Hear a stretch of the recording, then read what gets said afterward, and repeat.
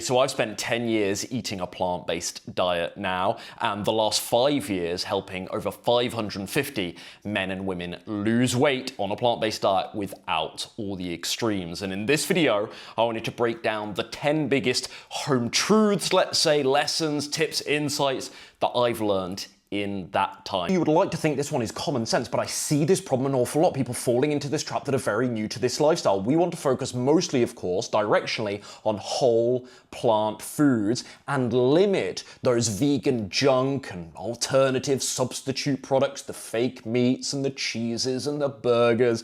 You know, take all those meat and dairy equivalent substitute items, since veganism has become considerably more so popular in the 10 years I've been doing it anyway. I've watched my local grocery stores go absolutely nuts with this stuff, and I turn over some of those nutrition labels and I'm horrified by what's in this section and what sadly a lot of new vegans or plant-based minded folk are starting to eat. Generally speaking, we want to be directionally, as I say, focused on whole plant foods, higher fiber content, more nutrient packed, and most bang for buck in terms of calorie to satisfaction ratio. That's especially an important point if you're trying to slim down right now. I have to credit a lot of my initial weight loss, 25 pounds in the first 3 months or so after I switched to plant-based in 2015. I have to credit a lot of my progress in this time to these two foods that I found to be incredibly satisfying. And again, we see this in Slim and Sustain. These are two of the most popular foods in this program for hitting the spot and making my clients feel full and satisfied whilst losing weight. It's beans and potatoes. Beans and potatoes, mainstay in my diet. Potatoes, wonderful source of carbohydrate, amongst other things. But I think, you know, caloric density wise, I think potatoes are actually, I love whole grains like rolled oats, of course, but potatoes I think are actually superior. They are advantageous from a weight loss perspective because their calorie density and then coupled with their satisfaction, the satisfaction most people experience when they eat, especially white potato, sweet potato too, but I would say especially white potato. Wow. Cheat code for weight loss to eat potatoes, as one of your primary carbohydrate sources. Beans, again, good source of plant protein, as a litany of other nutrients as well, the fiber content. Beans, I just feel so full for so long after I've eaten beans. And I've split tested this many times. I love tofu, I love my tempeh, but beans, oh my goodness, there's only so many of them I can eat before I'm like, oh, I'm so satisfied, I'm so full. They are a cheat code, again, for losing weight. You don't need to be a plant-based chef. You don't need to do all this fancy elaborate stuff. You just need 5 or 6 go-to meals that, number one, give you all the nutrients you need, of course, and number two, that you actually enjoy. So you actually find your diet realistic, sustainable, you can actually adhere to it over the long term because you're enjoying it. Simplicity wins. Consistency wins even harder, and I think the two are connected. I think the more simple your diet, the greater your chances are of consistency. At some point, of course, you will need, this is the caveat, you will need a little bit more variety, and you don't want your diet, of course, to be so boring that you go and start ordering takeout pizza or whatever because you're a bit sick of your stale meals. So you need to be able to mix things up at the right time, but generally speaking, I think you just need 5, 6 meals rather than hundreds, thousands of recipes. And this is incredibly overwhelming. A huge mistake I think people are making, thinking that all plant foods are automatically fat loss friendly. So some people, very new to me, I must admit, will write to me, especially on Instagram, and they'll say, oh, I've been following a plant-based diet for 2 months. Oh, I lost some weight at first, but it stopped. The assumption there rather being that you would automatically lose weight simply by virtue of being plant-based. It's a calorie issue. Foods that are very high in caloric density that still might be nutrient rich, such as nuts, therefore nut butters, seeds, therefore seed butters, and things like tahini, of course. Things like dried fruits, medjool dates. Avocado, less so, but because of its fat content, it's still got a reasonably high caloric density compared to vegetables or other vegetables and fruits, let's say. If you are trying to lose fat, you just want to be careful with this stuff. If you're eating loads of nut butter every day, and you actually turn the damn thing, people don't do this, people don't read nutrition labels, but you turn that nutrition label over and you're like, oh my goodness, that's X amount of calories per tablespoon. And I ain't doing a level tablespoon, I'm doing a big old thang. And every day you realize, oh, I'm eating like 2 ounces, 60 grams of nut butter. That's hundreds, that's probably like 200, 250 calories gone from nut butter. And it's like, look, if you want to use 250 calories from a really natural nut butter, I'm not going to tell you that's a bad move or it's the worst thing in the world. But if you're trying to lose fat and you're not currently losing fat and you're eating 250 calories a day on nut butter, then maybe I will tell you, hey, that's got to go. or let's cut it down, or because you've got to start, when you want to lose body fat, doesn't matter which diet you're on. My best piece of advice is you've got to start thinking about bang for buck. Which foods give you the most fullness and satisfaction per calorie?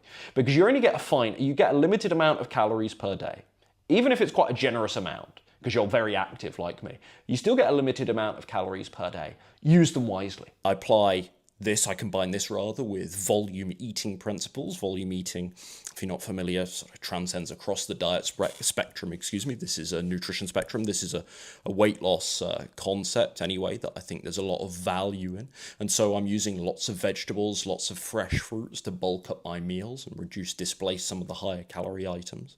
This is a great hack for weight loss. Fruit is not to be feared, it's on your team. But sugar, as if it in any way compares to those ultra incredibly processed junk foods that not only have added refined sugars, may I add, but also lots of oils and extra fats, and they're extremely high in calories and very low in fiber content and other important nutrients. People look at junk food and they go, sugar! It's like, well, that's one component of it, but there's lots of problems with that food, not just sugar. So I think the whole sugar thing is a really reductive, simplistic debate. It's like sugar from what source and which kind of sugar and in the context of what in a meal.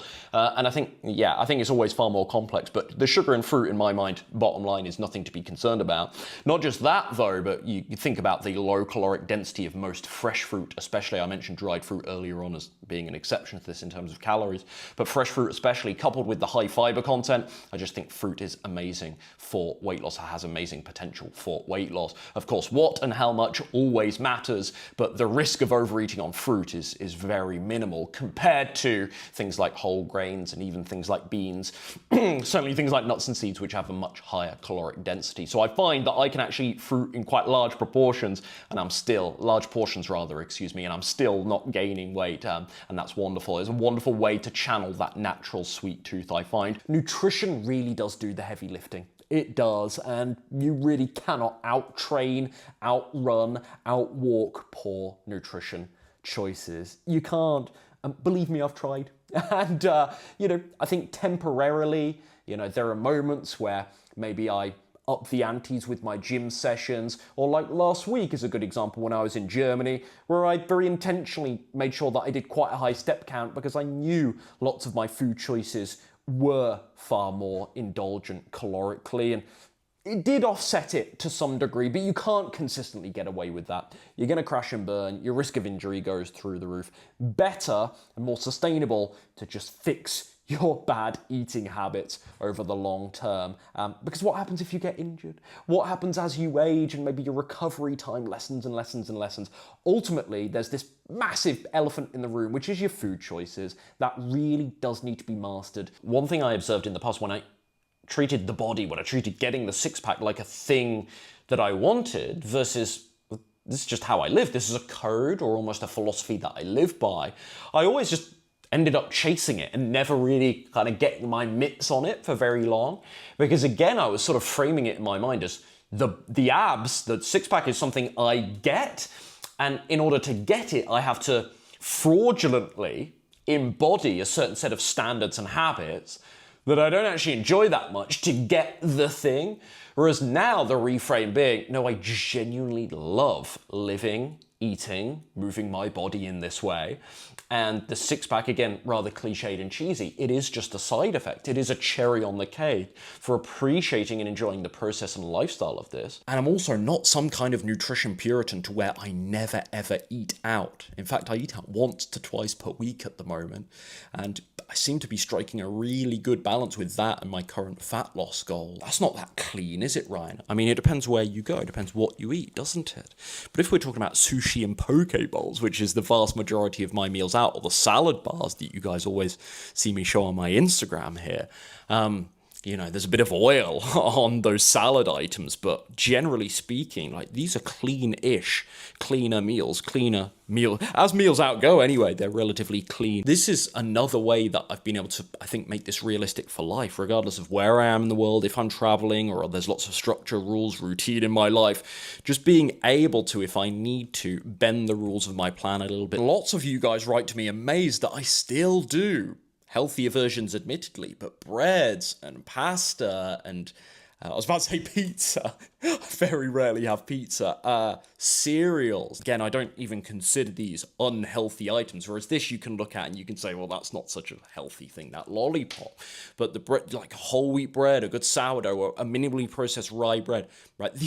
Yes, they are technically processed, but that doesn't mean they're hugely inferior versus whole foods in terms of nutrient content, fiber, etc., etc. So I'm cool with this stuff, and it provides a practicality and a simplicity, a more interesting variety of meals I can eat in my diet that again contributes to my adherence, my compliance, and therefore long-term sustainability. Smaller deficit, better results. Smaller deficit, better results. Of course, I'm talking about calories here, right? Crash dieting on very, very low calories. Yes, it gets you fast weight loss in the short term, but it virtually always backfires. And I find a much smaller calorie deficit to be considerably more sustainable, less chances of binge rebound. It's also more enjoyable, so you start associating sort of more positive feelings with the process of slimming down versus it being this really hard diet. Oh, I'm dieting again, and it just evoking all of these horrible negative feelings.